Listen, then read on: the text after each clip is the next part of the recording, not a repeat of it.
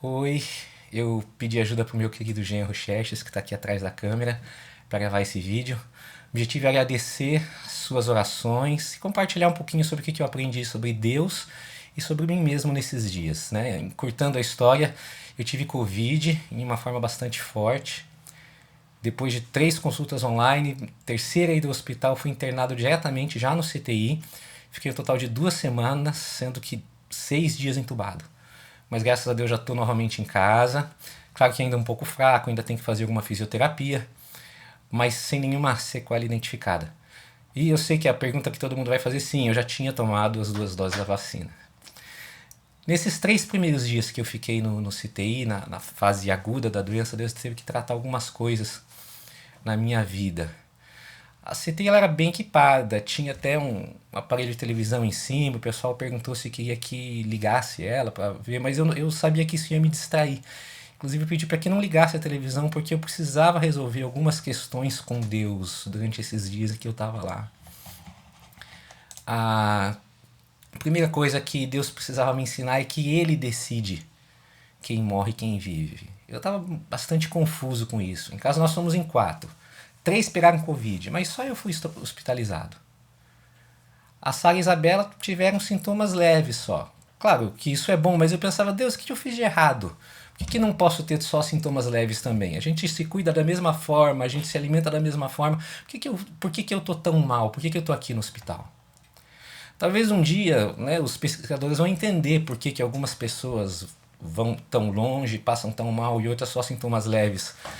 Mas eu não queria uma resposta técnica, eu queria só reclamar com Deus. Eu estava chateado por estar lá. Mas o que Deus me ensinou é que Ele dá a vida e Ele decide quem vive e quem morre, segundo os critérios dele e não segundo os meus critérios. Nesse momento Deus estava me tratando emocionalmente. O segundo ponto que eu precisava resolver é sobre o medo do futuro. Eu sabia que tinha a possibilidade do tratamento não funcionar. Realmente não estava indo bem nesses 3 primeiros dias. Comecei a ficar preocupado com a minha morte. Não exatamente com o fato de eu morrer. Porque eu sei que eu morrendo estaria com Deus, mas e a minha família? Como é que ia ser? Tenho 2 filhos estudando ainda. Como é que ia ser para a Sara segurar a barra depois? Aí comecei já a pensar, né? Puxa, sustento, vão ter que mudar para um outro apartamento, como é que vai caber no orçamento, como é que funciona o seguro de vida para sacar, tal. Isso começou a me consumir muito. E Deus me mostrou que eu precisava resolver isso também no meu coração. E Ele tratou isso através de uma música que Ele me fez lembrar enquanto eu estava lá. E eu vou soltar aqui um pedacinho dela para você ouvir.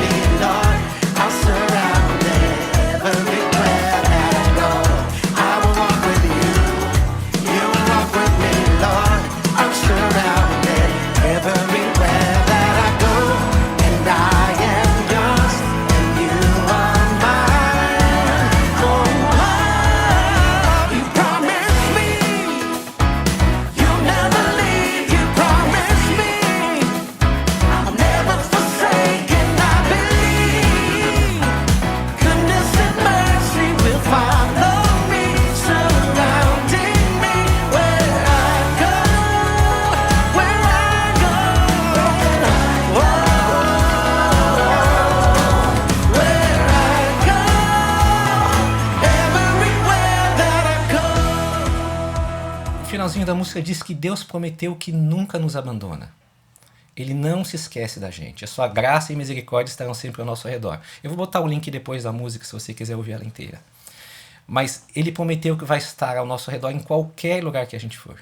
Em qualquer lugar. Nos lugares bons e nos lugares ruins. Ele sempre vai estar com a gente. Essa é a mensagem. Essa é a mensagem que Deus me fez lembrar. Deus me fez lembrar de coisas que estavam na minha cabeça, mas que eu não estava mais sabendo aplicar no coração, não estava mais aplicando na minha vida, não estava colocando em prática. Deus não prometeu ausência de problemas, mas Ele prometeu a presença durante os problemas. Ele disse para mim, eu não disse que ia cuidar de você sempre, se você não estiver aqui, eu vou cuidar da sua família. Você não precisa se preocupar com isso. Eu prometi isso, eu prometi que vou estar sempre ao seu redor. Um outro tema que eu precisava entender era sobre o poder de Deus. Eu sei de bastante gente que morreu de Covid, provavelmente você também conhece. Será que ia ser o meu caso também? Será que Deus não tinha mais poder para curar as pessoas? Por que tanta gente morre? Por que tanta gente boa morre? Você conhece gente boa que lutou muito tempo e morreu?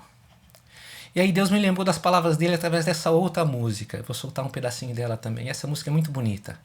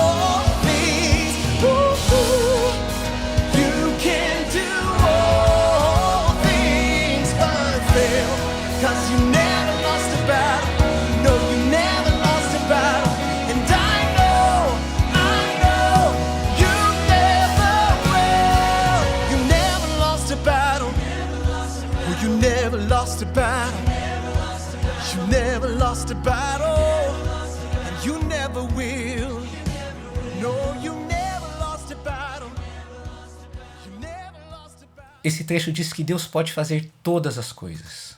Ele nunca perde uma batalha.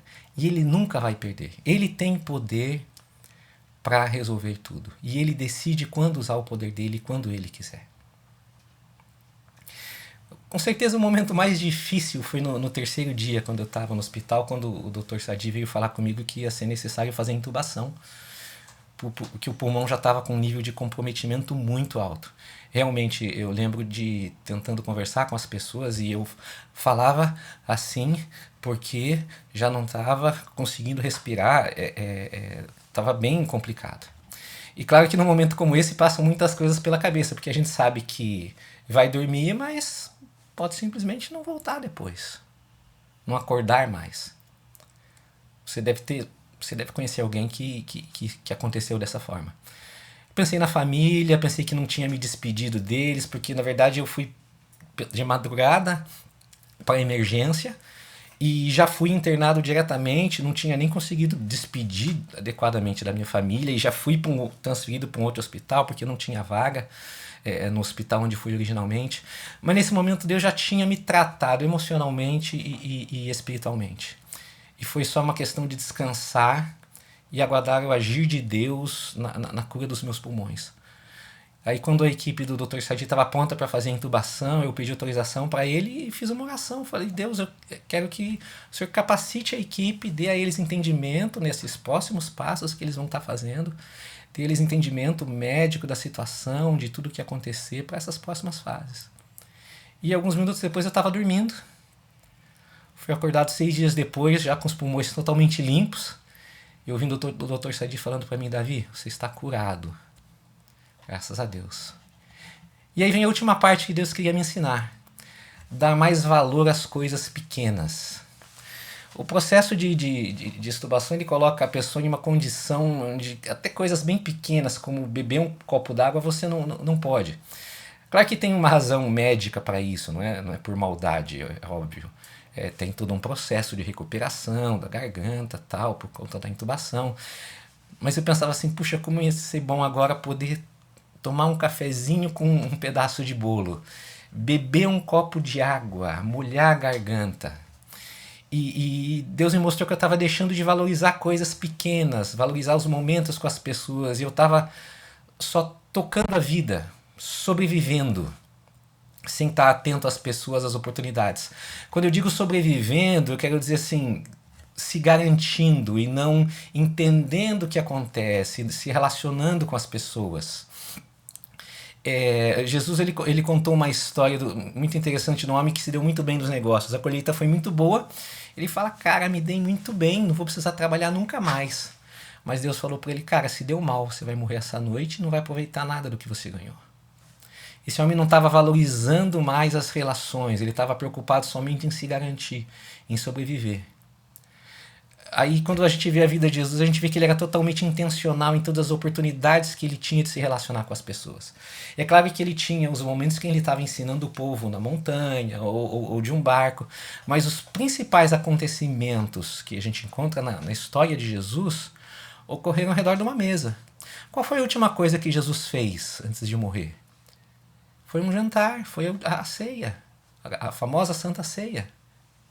Qual foi a primeira coisa que ele fez quando ele encontrou os discípulos depois? Você foi ver lá na Bíblia, foi uma peixada, ele assou um peixe e deu para os discípulos.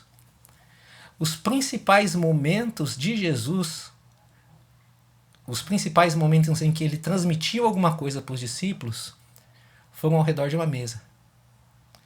Deus me ensinou que eu devo dar mais valor aos momentos com as pessoas. Valorizar as oportunidades de uma conversa, de abrir o coração, de falar dos medos, de falar das vitórias. Parece até ser uma coisa bastante estranha, mas eu vou lembrar desses dias de uma forma muito especial, a partir de hoje até o fim da minha vida. Claro que tem toda a questão do sofrimento, do medo, mas o que eu aprendi nesses dias tem muito mais valor do que o sofrimento que eu passei, com certeza. E eu agradeço muito toda a equipe do Dr. Felipe Sadi, que foi usada por Deus nesse processo para minha cura. Obrigado, doutor. Obrigado, equipe. Não vou nem arriscar falar o nome de algum dos médicos, é uma equipe muito grande. Enfermagem, plantonistas, pessoal de dia, pessoal de madrugada. Eu sou péssimo para nomes, mas, gente, eu lembro de vocês. Vocês foram usados por Deus na minha vida. Muito obrigado. Agradeço também a minha célula, que esteve acompanhando a minha família, dando todo o suporte, mandando comidinhas, iFood, flores, recadinhos. Vocês foram bênção na vida da minha família durante esses dias. Queria agradecer também especialmente ao meu amigo Flávio, que ele atuou nesse processo, toda a intermediação, conversa com o médico, trazendo as informações para a Sara, tranquilizando. Obrigado, Flávio. Obrigado por tudo que você fez nesses dias. E agradeço a você que orou por mim nesses dias, que se preocupou, que mandou mensagem, que escreveu, que lembrou de mim. Deus ouviu suas orações e atuou na minha cura, não só na minha cura física, mas na minha cura emocional e espiritual. Muito obrigado.